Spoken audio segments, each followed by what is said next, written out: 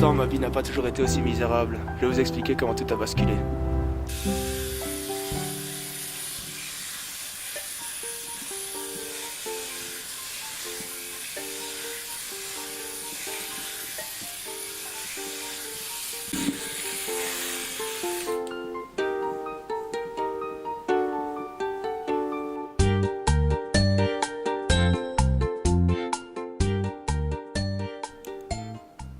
Mon nom est Tristan Schlorenberg, j'avais 20 ans et je venais de terminer mes études d'architecture. J'étais jeune, dynamique, avec énormément de projets. Mon histoire commence le 25 septembre 2006. Je me rappelle de cette date comme si c'était hier, car elle a énormément d'importance pour moi. C'est le jour où je passais mon premier entretien d'embauche. J'étais confiant et sûr que mon rendez-vous allait se dérouler de la meilleure des manières.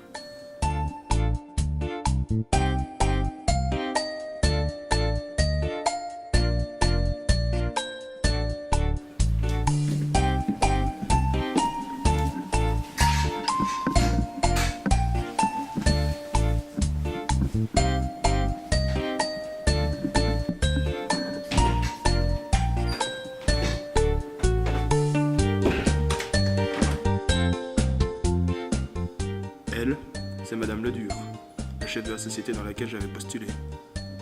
Le courant entre elle et moi avait l'air de très bien passer, à tel point qu'il ne m'a fallu que quelques minutes pour décrocher le poste. Et j'étais fier de déposer ma signature sur un document me promettant un avenir meilleur.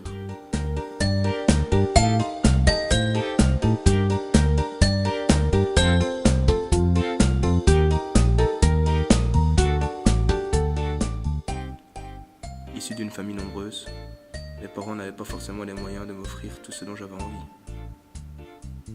Le fait de voir mon compte en banque se remplir m'a donné envie de me faire un peu plaisir.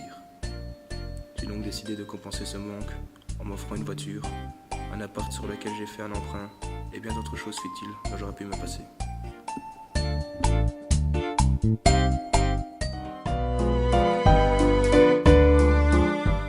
Une bonne nouvelle en amenant une autre. Quelques jours après l'obtention de mon emploi, je fis la plus belle rencontre de ma vie, celle de ma future femme et la future mère de ma petite fille.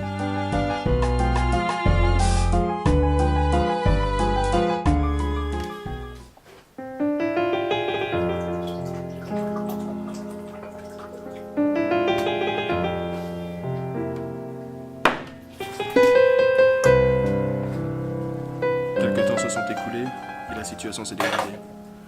En voyant les factures s'empiler, je commençais à me rendre compte que la situation m'échappait. Mais il était trop tard. L'engrenage était lancé. Cependant, il n'était plus question que de moi. J'avais une femme et un enfant à nourrir.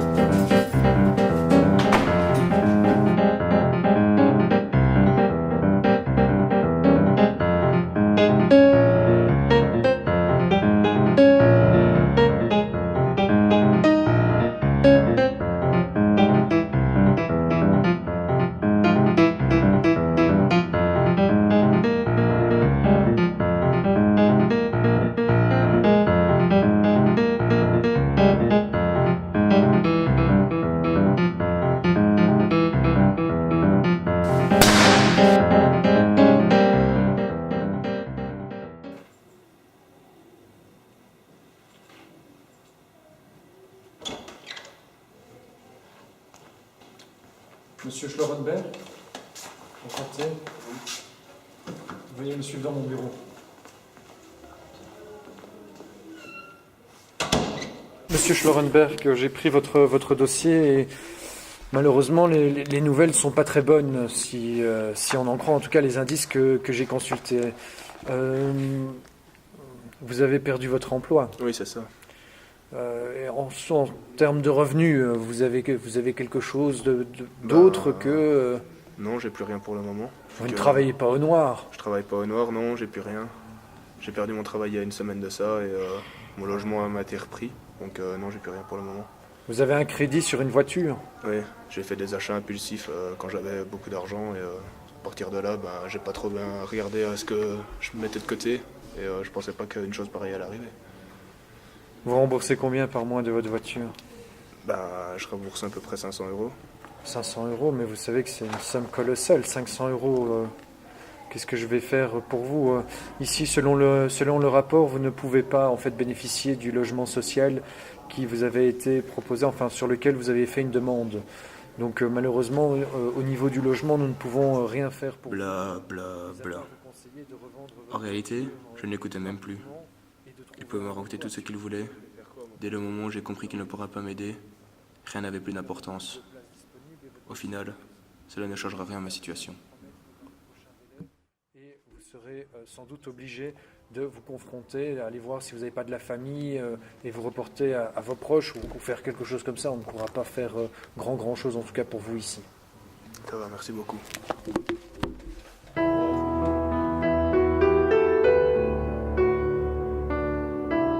Voilà toute mon histoire. À force de vouloir paraître devant tout le monde, j'ai perdu ma femme, mes enfants, mon job, ma maison. Donc faites attention à ce que vous achetez. Ne dépensez pas inutilement votre argent. Utilisez-le pour des choses essentielles. Et surtout, faites attention au surendettement.